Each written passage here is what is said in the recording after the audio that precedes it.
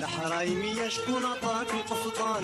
منين جاك القفطان قولي لي. قاصديك اليوم جاني من تطوان، قاصديك اليوم جاني من تطوان. الهواوية منين جاك القفطان منين جاك جاني من الرباط.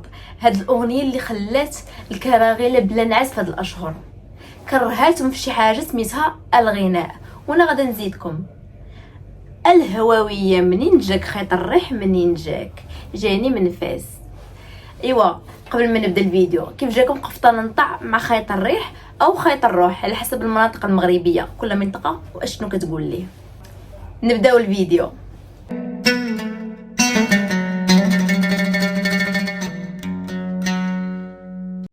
السلام عليكم، مرحبا بكم في فيديو جديد. في هذا الفيديو غادي نهضروا على اغنيه الهواويه منين جاك القفطان منين جاك. هاد الاغنيه اللي لقات نجاح كبير عند المغاربه هاد السنه، رغم انني انا مثلا تعرفت على هاد الاغنيه في 2020 من بعد ما المغاربه داروا تشالنج كبير باغنيه الهواويه منين جاك القفطان منين جاك، والفيديوهات ديالنا لقات نجاح كبير. طبيعه الحال كراغله ما عجبهمش الحال وبداو كينبشوا. اشنو لقاو على انه المغني اليهودي الفرنسي الجنسيه بلوند كان خرج اغنيه الهواويه منين جاك القفطان جاني من تلمسان. اولا وقبل كل شيء، بلوند مغني يهودي فرنسي الجنسيه وتزاد في مدينه تلمسان اللي هي مدينه مغربيه الاصل.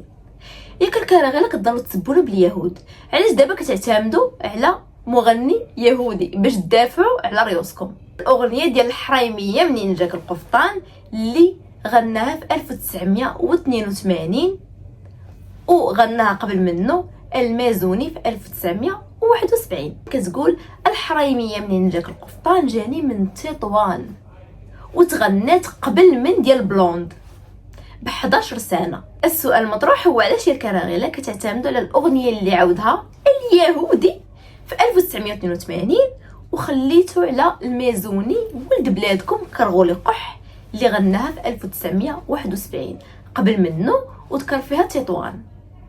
علاش؟ واش ماشي من مصلحتكم؟ طبيعه الحال لا. لكن اللي خاصكم تعرفوه هو انه المازوني رغم انه كيقول الحرايميه منين جاك القفطان جاني من تطوان، فهاد الاغنيه ماشي ديالو. الكلمات مسروقه، اللحن مسروق، حتى الطريقه ديال الاداء مسروقه. النسخه الاصليه لاغنيه الحرايميه هي للمغني المغربي الفلالي محمد بعوت اللي غناها في الربعينيات، اللي كيقول فيها الحرايميه منين جاك الشربيل منين جاك، الحرايميه منين جاك الخلخال منين جاك. من بعد عاودها المغني عبد الصادق شقاره بلحن اخر وبكلمات اخرى، وتعاودات من بعد من طرف الكرغولي المازوني، وعاد تبعوا بلوند وبزاف ديال الفنانين مغاربه وكراغله، حتى وصلنا للهواويه منين جاك القفطان جاني من الرباط. حرامية منين جاك الخلخال منين جاك الخلخال منين جاك، جابوا ليا وسيدي خليني نمشي معاه الحبيب بابو الرباط. الله يرحم عبد الصادق شقاره اللي غناها في 1963 يعني قبل من المازوني. اللحن خداه من عند المغني عبد الصادق شقاره الله يرحمه، وحتى طريقه الاداء. يعني احنا ولفنا على انه المغني عبد الصادق شقاره كيكون كيخاطب وكتكون معاه مغنيه كتجاوبه نفس الطريقه ديال المازوني، هو كيخاطب امراه وهي كتجاوبه. اين هو الابداع الكراغله؟ حياتكم كامله سرقه، زيرو ابداع. الحرامي شكون خندق وشكون مغرب، الحرامي شكون خندق وشكون مغرب.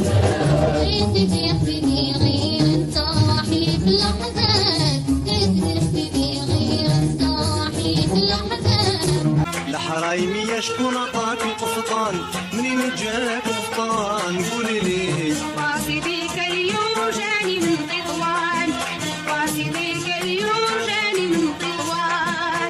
بلوند غنى الاغنيه في 1982 ماشي 1945، والدليل هو هذا من ويكيبيديا اللي كيضلوا يزوروا فيها الكراغله ليل ونهار، وهما اللي كتبوا اصلا هذا المقال وكتبوا 1982 لانه ما كانش كيسحب لهم شي نهار هذا التاريخ غادي يكون ضدهم. ايوا يا سيدي، من بعد ما خرج السكرين ديال 1982 دخلوا الكراغله لويكيبيديا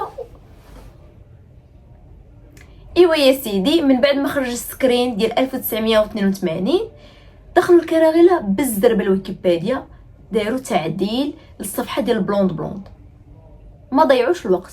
نعم، هذا هو الذباب. شوفوا معايا الطريقه باش كيخدموا ديال العفاريت. حبذا لو كانوا المغاربه كيعاونونا على الاقل بالبارطاج.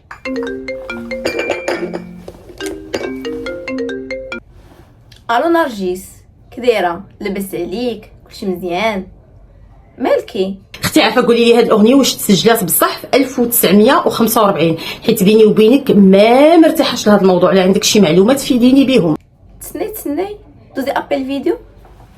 كيفاش الكراغيله كيقولوا على ان بلوند خرج الاغنيه في 1945 غير حيت مكتوبه 45 في الديسك؟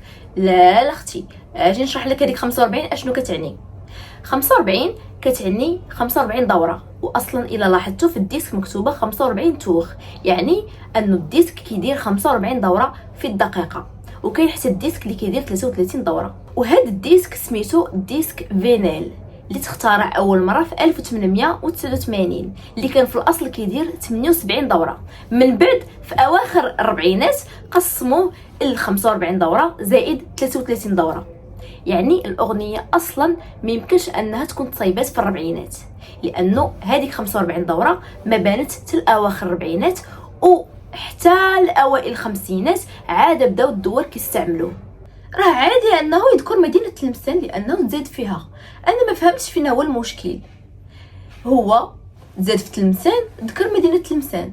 بالعكس غيكون مشكل فاش غادي يكون المغني مغربي وذكر مدينه جزائريه، بحال كيف دار المازوني فاش ذكر تطوان. ياك هو ماشي من غرب الجزائر، اش وصلوا لتطوان؟ زائد على انه كيتبع القافيه. قال منين جاك القفطان جاني من تلمسان، شويه قال منين جاك الدبليس جاني من باريس. والى لاحظتوا في الديسك غادي نتلقاو على انه تحت العنوان الحريميه مذكور على انه فولكلور، يعني تراث شعبي، يعني ماشي اغنيه ديالو، هو ماشي صاحبها. باش كتعرفوا الكراغيله بالسرقه.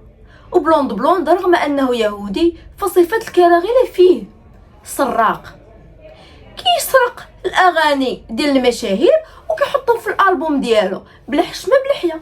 تخيلوا معايا، عنده واحد الالبوم ديال 1966 اي اغنيه غناها كي قبل كي من بعد كيحطها فيه.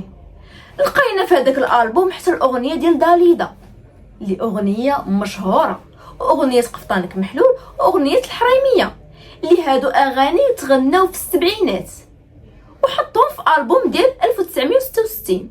كيف كتعرفوا سامي المغربي كان مغني ناجح، ومن اشهر الاغاني ديالو اغنيه قفطانك محلول يا لالا.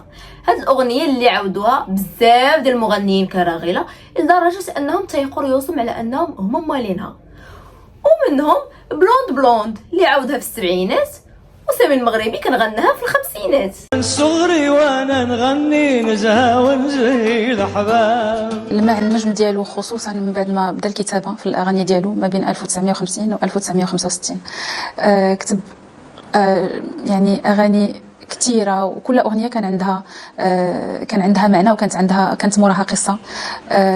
كتب الف هنيه وهنيه يا لاله فاش رجع للسلطان محمد الخامس من المنفى. هو صاحب اغنيه قفطانك محلول اللي يعني لقات ولحد الان مازال كتلاقي واحد النجاح كبير.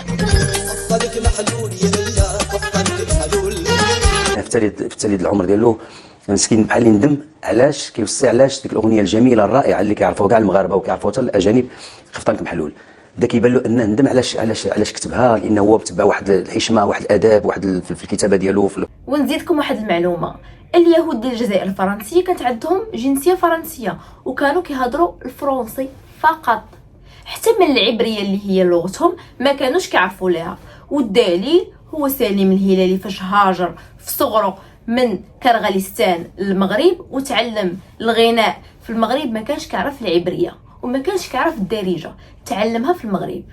وبلوند تعلم يغني ويهضر في المغرب. والى مشيتوا تشوفوا اغانيه غتلقاو على انه كيستعمل اللغه الفرنسيه اكثر. خلاصه القول الكراغيله، ما تبقاوش تعلقوا في تفلقوا، كتجيبوا لنا معلومه اللي حنا كنكونوا عارفين على انها غلطه، كنبحثوا شويه كنلقاو الحقيقه المره اللي ما كتعجبكمش. اما بالنسبه للموضوع ديال صوره قفطان نطاح في اليونسكو، الملحون وطقوس الحنه، غنهضر عليهم في فيديو اخر ان شاء الله. شكرا على المشاهده، وبغيت نقدم شكر خاص للاخت نرجس، لالا روز وراديو فانيده. نتلاقاو في الفيديو الجاي ان شاء الله. الحرايمية شكون عطاك القفطان منين جاك القفطان قولي لي